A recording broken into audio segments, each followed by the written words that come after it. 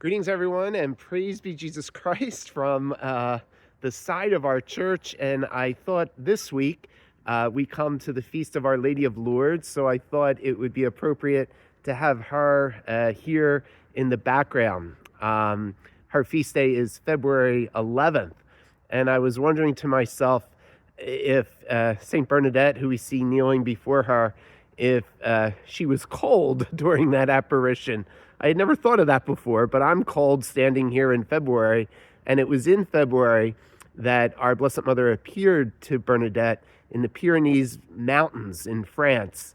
I imagine it probably was cold there, but from that spot, she revealed herself to, in fact, be the Immaculate Conception.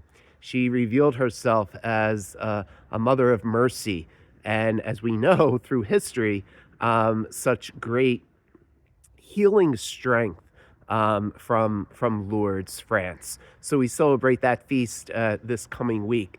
Last night was probably one of my favorite nights in diocesan parish priesthood. One of my favorite nights in being a priest is First Reconciliation. And we had that last night for about 160 of our young people, and their families were there. This was my first reconciliation at St. Joe's, and it really was a great experience. So thanks to all of our teachers, catechists, to our whole parish, and especially our parents for bringing their sons and daughters not just to baptism, but to Christ, and beautiful gift of his mercy. This Sunday, of course, Super Bowl Sunday, but it also is the feast of Josephine Bakhita. And if I had to make a list of my top 20 saints, she would fall somewhere in that number.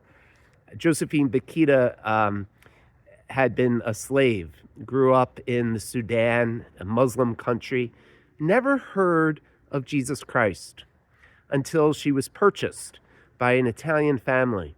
And that Italian family introduced her to a master who would not beat her, but who loved her.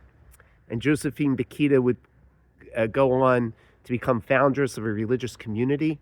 She's a patroness for all those involved in slavery or human trafficking.